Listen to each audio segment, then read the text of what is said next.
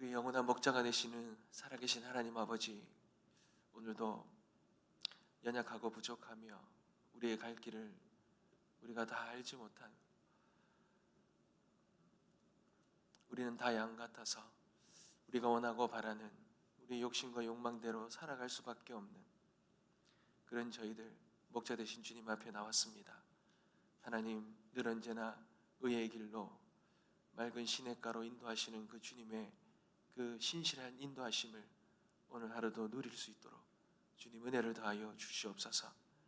우리의 심령을 아시고 우리의 아픔과 고통을 아시고 우리의 상황과 형편을 아시는 주님, 오늘도 때를 따라 돕는 은혜를 구하며 주님 앞에 나아갑니다. 오늘 하루를 살아갈 수 있는 은혜를 허락하시며 우리의 상황과 삶을 열어주시고 우리를 온전한 길로, 하나님이 원하시고 바라시는 복된 길로 주님 신실하게 인도하여 주시옵소서. 오늘도 우리의 간절함을 가지고 주님 앞에 구합니다. 주님께서 들으시고 응답의 은혜를 주실 줄 믿습니다. 우리의 마음을 받아주시고 우리의 모든 간구를 받아주시고 우리의 삶을 받아주시며 우리의 이 연약하고 부족한 존재지만 하나님 우리를 만나주시고 하나님의 은혜의 또 강가로 주님 오늘도 인도하여 주옵소서. 감사드리며 살아계신 예수 그리스도의 이름으로 기도드립니다. 아멘. 하나님께서 우리에게 주시는 말씀입니다. 창세기 16장입니다. 창세기 16장 1절에서 16절까지 함께 보겠습니다. 창세기 16장 1절에서 16절까지 함께 보겠습니다. 제가 먼저 읽겠습니다. 아브라함의 아내 사레는 출산하지 못하였고 그에게 한 여종이 있으니 애굽 사람이요 이름은 하갈이라.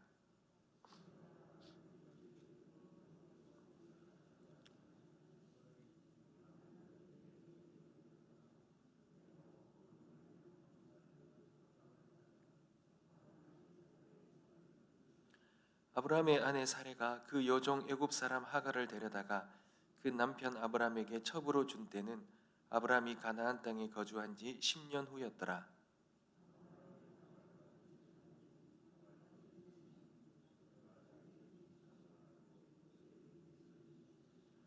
사레가 아브라함에게 이르되 내가 받는 모욕은 당신이 받아야 옳도다. 내가 나의 여종을 당신의 품에 두었거늘 그가 자기의 임신함을 알고 나를 멸시하니 당신과 나 사이에 여호와께서 판단하시기를 원하노라.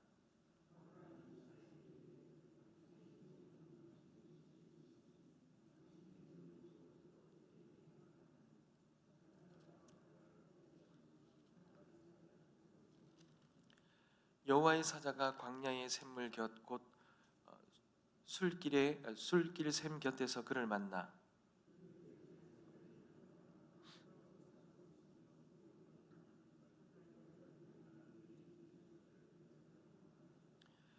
여호와의 사자가 그에게 이르되 내 여주인에게로 돌아가서 그 수하에 복종하라.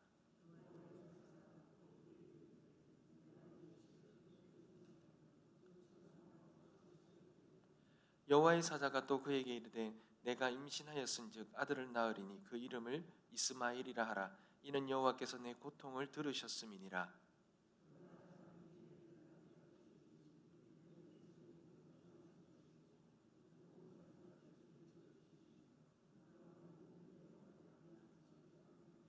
하갈이 자기에게 이르신 여호와의 이름을 나를 살피시는 하나님이라 하였으니 이는 내가 어떻게 여기서 나를 살피시는 하나님을 배웠는고 함이라.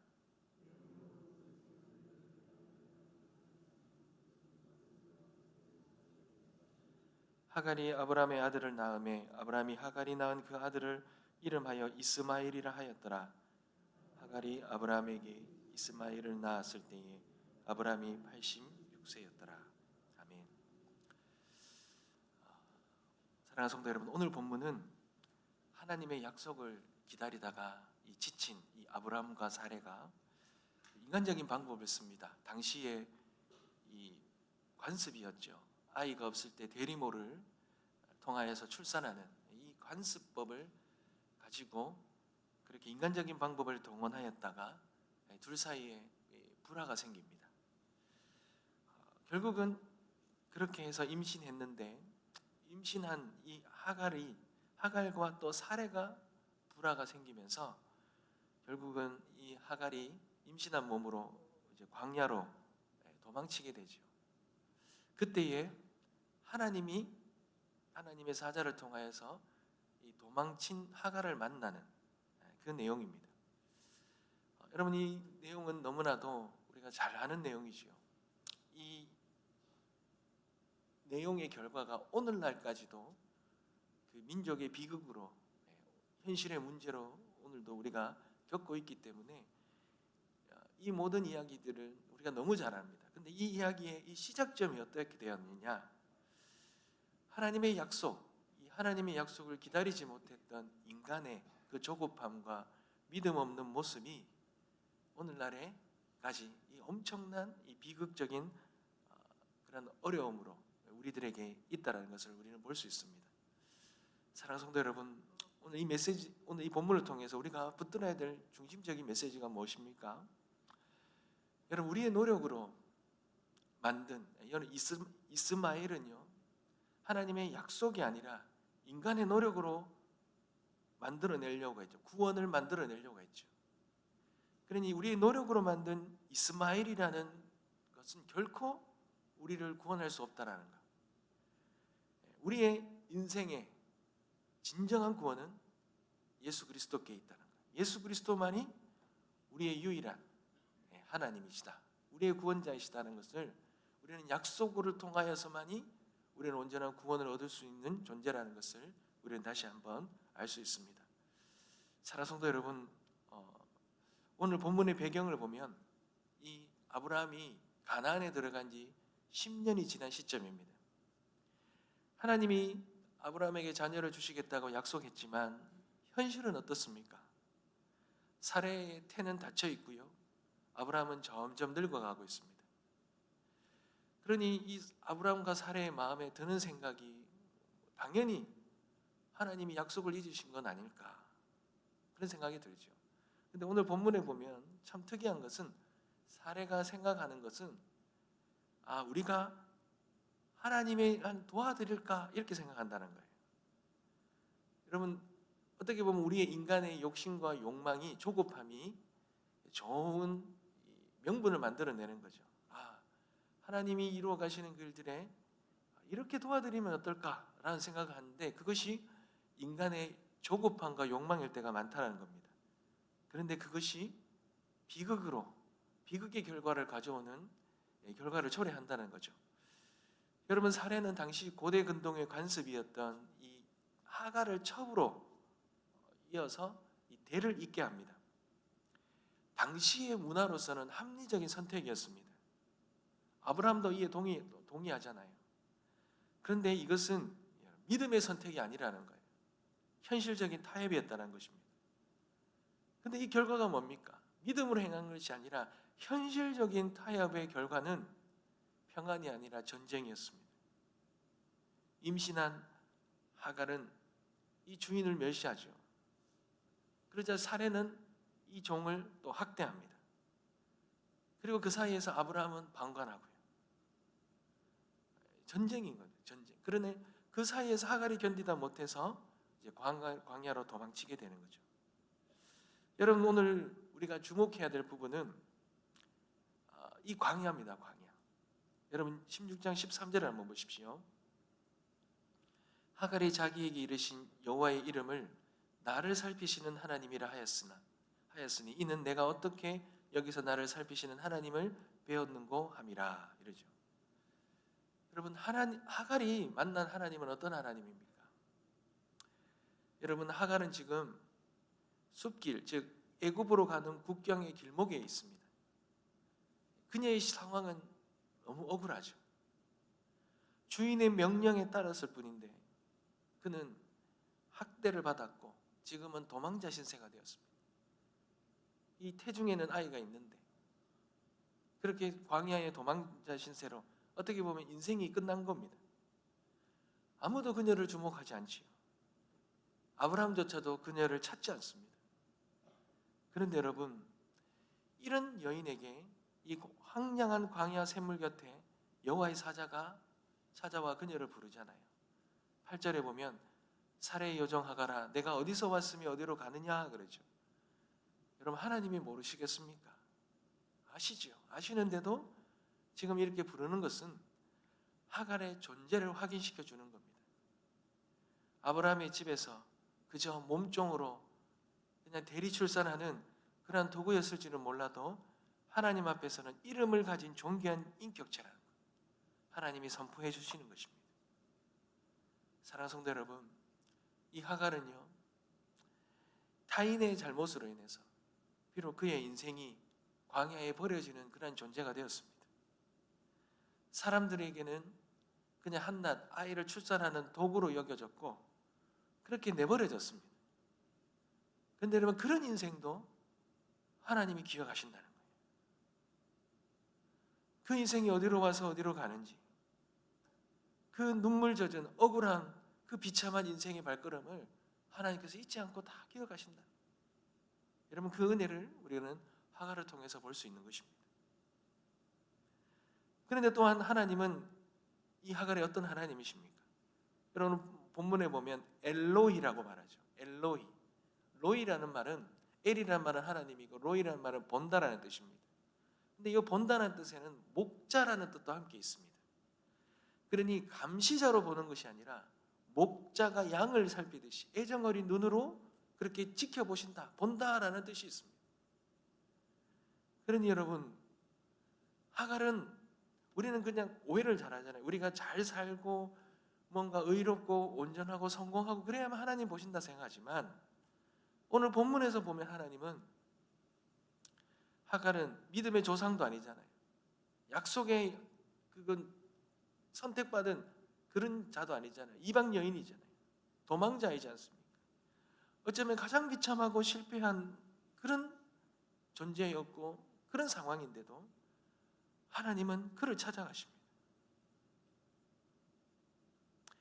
하나님은 이 사례의 조급함을 보셨고 이 아브라함의 무책임함을 보셨습니다.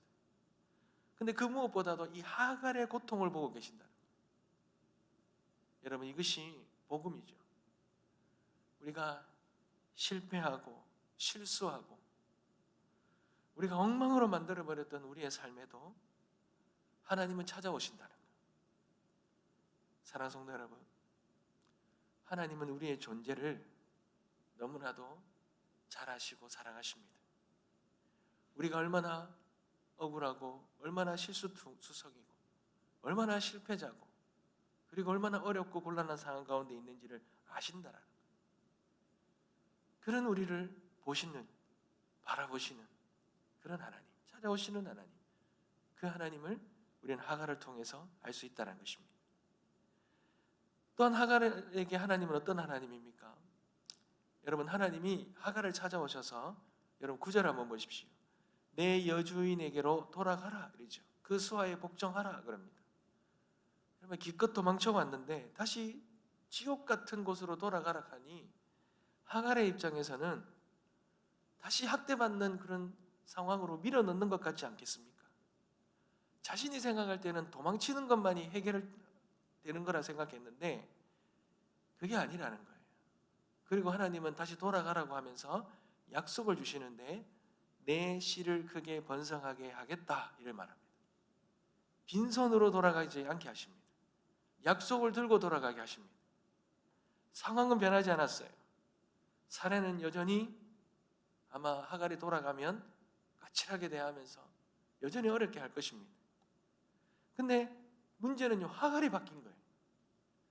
전에는 그냥 피해자로 그냥 상처받은 자로 도망쳤는데 이제는 하나님의 약속을 받은 자로 돌아간다는 거예요.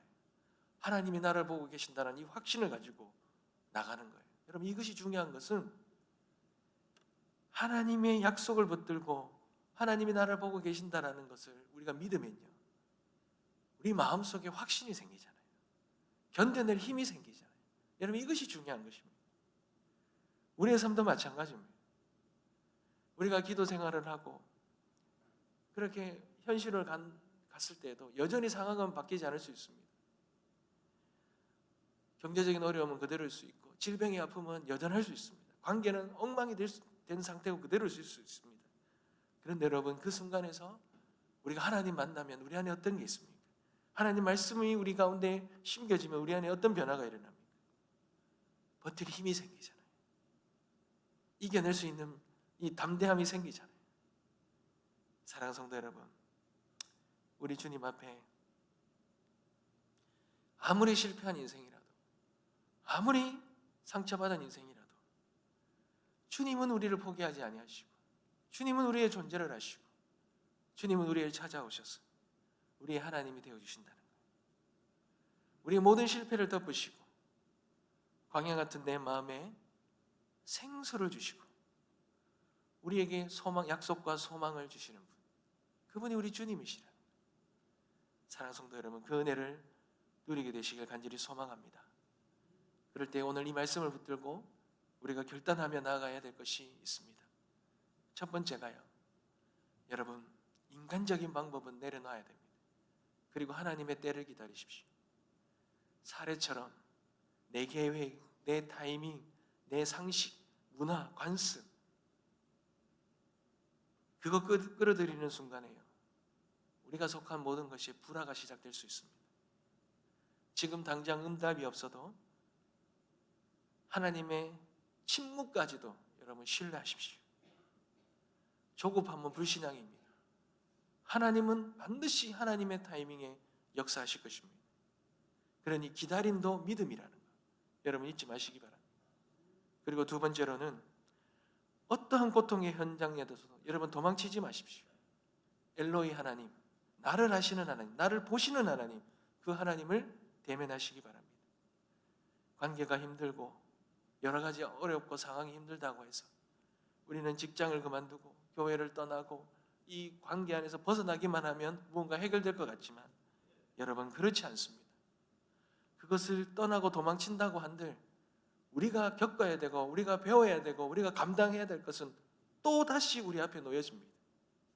그러니 하나님이 가라 하시기 전에, 하나님이 말씀하시기 전에는 절대로 우리가 그 자리를 도망치는 것이 아니라 그 자리를 지켜야 합니다. 그 어렵고 힘든 상황에서 하나님을 붙고 찾고 부르짖을 때에 하나님께서 그 상황 가운데서도 우리를 만나주시고 하나님의 놀라운 그 만남의 은혜를 통하여 우리가 그 상황 속에서 해석이 되어지고 견딜 수 있는 힘을 주신다는 것, 여러분 그 은혜를 다 누리게 되시는 저와 여러분 되시길 주님의 이름으로 축복합니다. 기도하겠습니다.